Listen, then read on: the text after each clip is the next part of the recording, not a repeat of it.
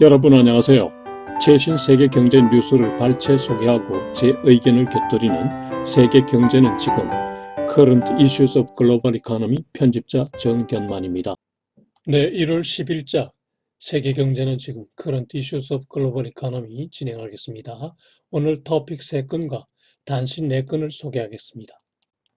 오늘의 토픽은 미국의 12월 중 고용이 14만 명이나 감소했다는 CNBC 보도입니다. 두 번째 뉴스는 세계 최대 가전 전시회인 미국의 CES, Consumer Electronics Show가 올해는 완전 비대면으로 진행하기로 했다는 CNN 뉴스 보도입니다. 세 번째 뉴스는 미국이 추가 경기 부양책을 시행하면은 이때가 버블의 정점이 될 가능성이 높다는 마켓워치사의 보도입니다. 네, 오늘은 단신 4건을 올렸습니다. 첫 번째 단신은 오늘 현재 세계 코로나 바이러스 진전 상황입니다. 두 번째 단신은 영국 런던 시민 30명 중 1명이 코로나 바이러스에 감염됨에 따라 런던 시장이 매우 위중한 시기라고 선언하였다는 CNBC 보도입니다.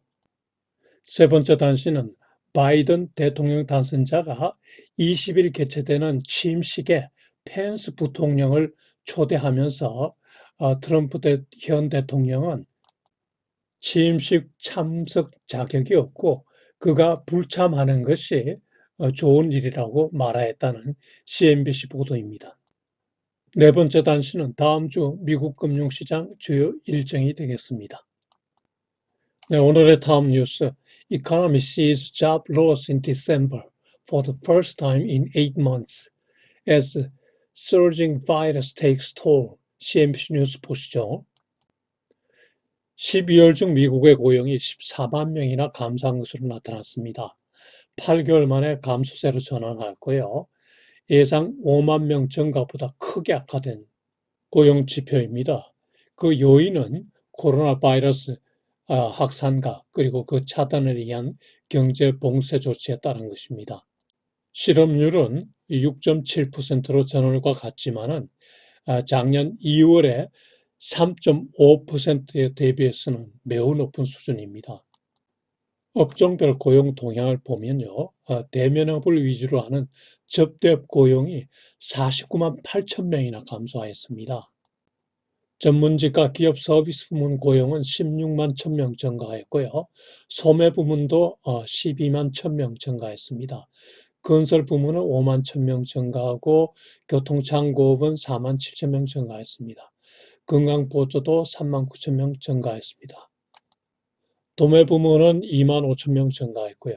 그러나 사교육 부문은 6만 3천 명 감소하고 정부 부문도 4만 5천 명 감소했습니다. 기타 부문에서도 2만 2천 명 감소한 것으로 나타났습니다. 12월 고용 보고서에 대한 평가를 보면요. 코로나 바이러스의 경제적 악영향이 이제 반영되고 있다는 거고, 다만 일단의 희망이 비추고 있는데 그건 임시 해고는 증가하였고 영구적 실업은 감소하였다는 것입니다. 시장의 반응을 보면은 고용지표 악화보다는 투자자들이 정부의 추가 경기 부양책에 대한 기대로 주가를 끌어올렸고요. 경제지표 악화가 오히려 시장에 호재로 작용하는 이상한 케이스가 된 거죠. 조지아주 상원의원 선거 결과 한석을 확보한 민주당이 이제 상원을 지배할 수 있게 되었기 때문에 민주당이 연말에 600불 추가 지원에 더해서 1,400불을 새로 추가 지원하기로 하는 방침을 정했고 이를 조속 처리하겠다고 발표하였기 때문입니다. 네, 오늘 두 번째 뉴스.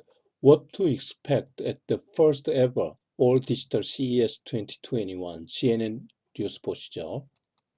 매년 1월 미국 라스베가스에서 개최되는 세계 최대 가전 전시회 CES, Consumer Electronics Show가 올해는 완전 디지털, 온라인 디지털 비대면으로 진행된다고 하는군요. 다음 주 월요일 11일부터 4일간 진행되고요. 라스베가스 쇼룸이 아닌 디지털 베뉴, CES에서 54년 만에 처음으로 온라인으로 개최되는 것입니다. 온라인 디지털 플랫폼에 들어가기 위해서는 사전 등록이 필요하고 한번 등록하면은 재시청도 가능하다고 하네요. 참고로 CES와 쌍벽을 이루는 가전 전시회가 MWC가 있는데요. 모바일 월드 컨그레스로서 매년 2월에 바르셀로나에서 열리는데 통신 제품이 이주가 됩니다. 그런데 작년에 CES는 1월 중에 개최가 되었지만은 MWC는 작년에 코로나 바이러스 때문에 개최되지 못하였죠. 디지털 비대면 전시회의 단점을 보면요. 우선 신제품에 대한 시연이 불가하죠. 새 전자제품이 출시되면 이걸 한번 시연을 해보고 싶은데 이게 안 되니까 큰 단점이죠. 그리고 현장 데몬스트레이션을 못하는 거죠. 그리고 또 생산자와 소비자 간의 네트워킹, 교류가 미흡하게 됩니다. 그럼에도 여기 참여 회사들이 디지털로 잘 프레젠테이션을 하면은 소비자에게 와닿는 면이 있겠죠. 올해 CES에 참여하는 기업을 보면요. 인텔과 삼성전자 등 1,900여 개 기업입니다. 작년에 4,400여 개 기업에 비해서 크게 감소했는데 작년에는 중국 기업들이 대거 참여하였죠. 작년에 최다 참여했던 중국이 올해는 3위로 떨어지고요. 미국, 한국, 중국, 프랑스 순이네요. 올해 CES 참가가 부진한 이유는요. 우선 코로나 바이러스 영향이 크고 그다음에 미중 간의 기술 긴장이 크죠. 그리고 직접 시연이 불가하기 때문에 참가 신청이 줄었고요. 그다음에 소기업이 디지털 쇼에 적응력이 미약하기 때문입니다. 참여한 제품들을 보면은 바이러스 소독기구, 그다음에 홈 오토메이션, 그다음에 차세대 건강 장비, 로봇, 그리고 5G 등입니다. 코로나 바이러스와 관련한 생활 제품이 다수군요. 해마다 키노트 스피치가 누가 하고 어떤 내용인지가 중요했는데요. 올해는 브라이존 CEO인 한스 페스트베그가 5G 등에 관해서 연설한다고 하네요. 그 외에 AT&T CEO 등 다수 회사 대표가 발표하게 되는데 모두 온라인으로 진행하게 됩니다. 출품된 내용을 캐테고리별로 살펴보면요. 첫 번째가 5G 관련 제품입니다. 작년에 이어서 올해도 5G 제품이 주력인데요. 5G 통신 회사들, 그리고 자동차 회사, 그리고 스마트 시티 관련 회사, 건강보조, 그리고 농업 등 약 20개사가 참여한다고 하네요. 5G와 연결된 노트북도 소개되고요. 그리고 아이폰과 삼성의 갤럭시 스마트폰이 소개되네요. 두 번째로 헬스테크 관련 제품인데요. 코로나 바이러스 영향으로 비중이 많이 확대되었다고 합니다. 세 번째로는 디지털 트랜스포메이션 관련 제품들인데 작년 바이러스 사태로 대면이 비대면으로 전환함에 따라서 디지털 트랜스포메이션 관련 제품이 많이 나왔다고 하네요. 재택근무, 비대면 교육, 콘텐츠 전송 등 비대면 관련 기술이 많이 소개된다고 합니다. 네 번째로 스마트홈 관련 제품이 출시되었는데요. 바이러스 사태로 재택근무가 급증함에 따라서 스마트홈 관련 제품이 많이 나오게 됐군요. 스마트 냉장고, 세탁기, 스마트 청소기, 공기청정기 등이 소개되는군요. 여기서 비대면 홈케어 그리고 비대면 교육용 로봇이 등장하는군요. 그리고 다섯 번째로 삼성 갤럭시 S21이 소개됩니다. 역시 삼성이군요. 삼성전자 스마트폰은 과거에는 CES에서 폰을 대략 소개하고 MWC에서 본격 발표를 하였는데요. 작년에 MWC가 취소되고 함에 따라 올해도 지금 미정인 상태입니다. 따라서 올해는 아예 CES에서 거의 본격 발표할 것으로 보이네요. CES 마지막 날인 14일 목요일 신작 3개 품목을 소개한다고 하네요. 기대가 됩니다. 네, 오늘 세 번째 뉴스. Bigger stimulus, here's why now may be seen as the peak of this bubble. 원 스트래티지스트 마켓 워치사 보도 보시죠. 미국이 지금 추가 대형 경기 부양책을 시행할 준비를 하고 있는데요. 이 경우에 이게 버블의 정점이 될 가능성이 높다고 전문가가 경고하고 나섰습니다. 지난주 미국 주식시장은 국회의사당 난동과 코로나 바이러스 확산 그리고 고용지표 악화 등의 악재 속에서도 주가가 급등하였는데요. 악재 속에 주가가 급등한 요인을 보면은 민주당이 상원 야원을 장악하게 되었다는 점이죠. 그래서 추가 경기 부양책이 실현될 가능성이 높아졌고, 여기에다 바이든 측이 2개 경기 부양 방안을 추가로 발표하였습니다. 첫 번째가 코로나 바이러스 관련 경기 부양이고요. 개인별로 1,400불을 추가 지급한다는 거죠. 두 번째 부양 방안은 3조 달러 규모의 그 세금 및 인프라 시설 투자 계획인데 아직 구체적인 계획이 발표되지 않았기 때문에 상세한 내용은 알려지지 않고 있습니다. 지난주 여러 악재 속에 주가가 급등한 데 대해서 투자 전문가가 투자자의 열정이 정점에 도달하였다고 경고하고 나섰네요. 추가적인 경기 부양책이 금융시장에 믿을 수 없을 정도의 동물적 본능을 충동시켰다는 겁니다. 이번에 빅 스티뮬러스가 결국 금융시장의 버블의 정점이 될 소지가 크다는 거죠. 워렌 버핏만큼이나 저명한 투자 전문가 제레미 그랜섬도 버블을 경고하고 나섰습니다. 그럼에도 시장에는 여전히 상승을 전망하는 투자 전문가가 있습니다. 한 전문가는 올 연말 S&P 500 목표를 4,200으로 상향 조정했네요. 올해 경기 회복이 본격화될 것으로 예상하기 때문이라는 것입니다. 여기서 한 번 더 시장 주변 상황을 살펴보면요. 고용 지표는 많이 악화되었습니다. 12월 중에 14만 명이 일자리를 잃어버렸죠. 코로나 바이러스 백신 접종이 진행 중인 가운데서도 코로나 바이러스는 계속 확산되고 있고 사망자가 또 급증하고 있습니다. 그리고 지난주 수요일 사상 초유의 의회 난동 사건이 발생하였죠. 이와 관련해서 트럼프 탄핵 주장도 나오고 있습니다. 네, 오늘 첫 번째 단신 코로나 바이러스 진전 상황을 보시죠. 지난 10일 어제 한국 시간으로 어제 오후 5시 현재 세계 확진자 수는 8,812만 1,000명가량입니다. 전주 대비 6.7%나 증가했습니다.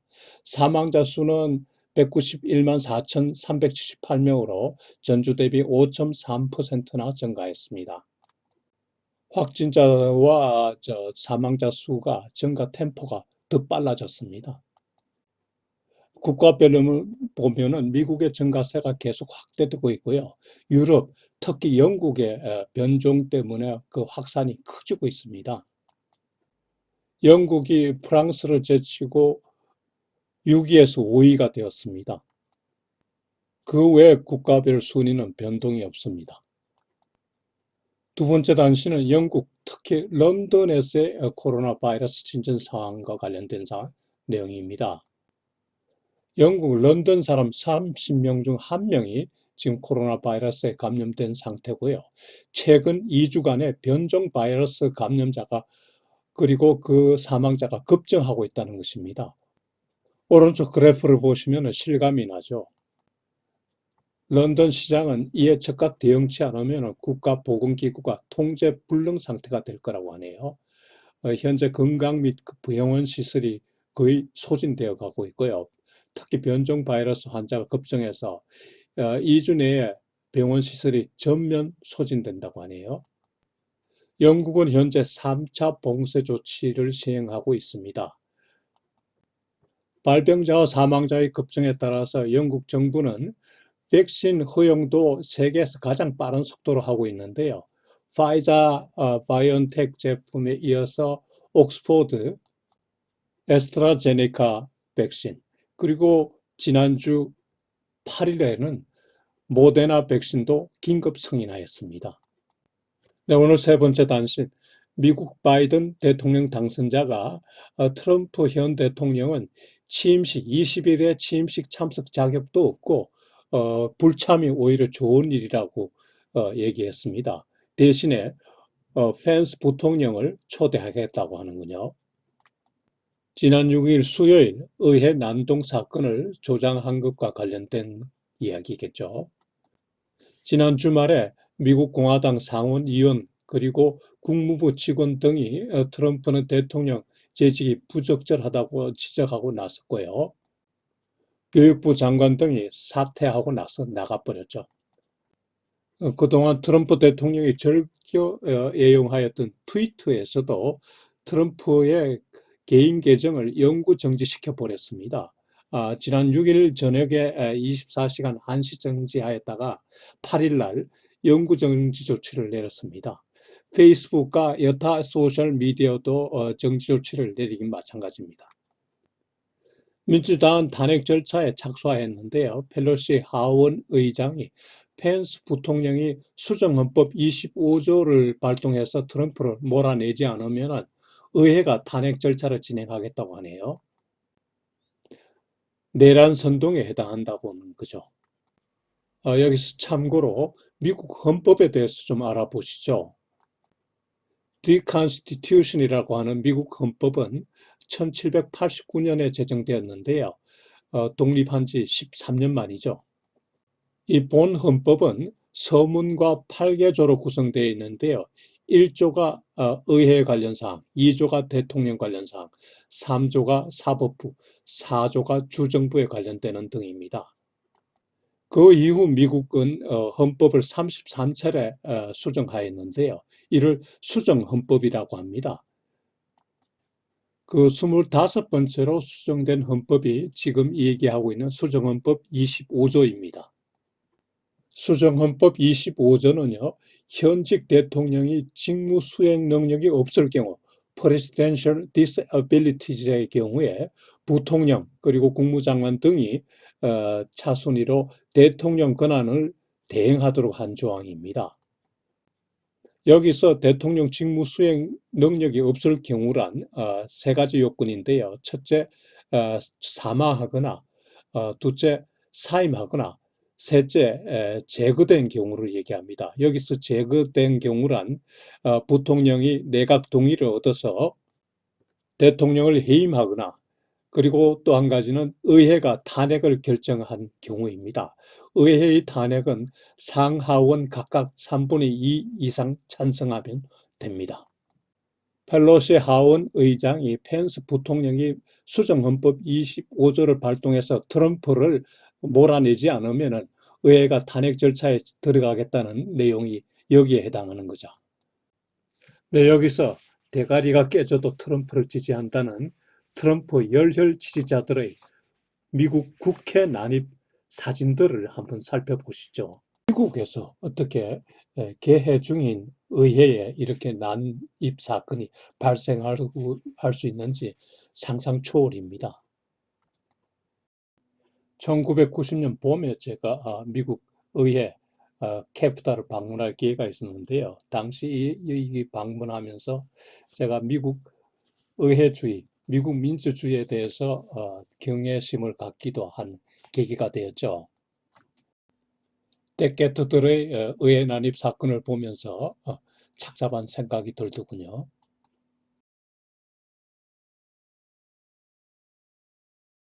네 번째 단신, 다음 주 미국 금융시장 주요 일정을 보시죠. 다음 주는 미국의 이슈가 많은 주입니다. 추가 경기 부양책이 논의가 될 거고요. 그리고 4분기 기업 실적 발표가 나오기 시작합니다. 주말에 대형 은행들이 많이 발표하고요. 소비자 물가 지수가 발표되고, 그리고 의회 난동 사건을 처리하는 과정이 필요하죠. 요일별 일정표를 참고하시기 바랍니다. 네, 오늘도 제 커런트 이슈스 오브 글로벌 이코노미 세계 경제는 지금을 애청해 주셔서 대단히 감사합니다. 다음 한 주도 즐겁고 보람차게 지내시기 바랍니다. 여러분 안녕히 계십시오.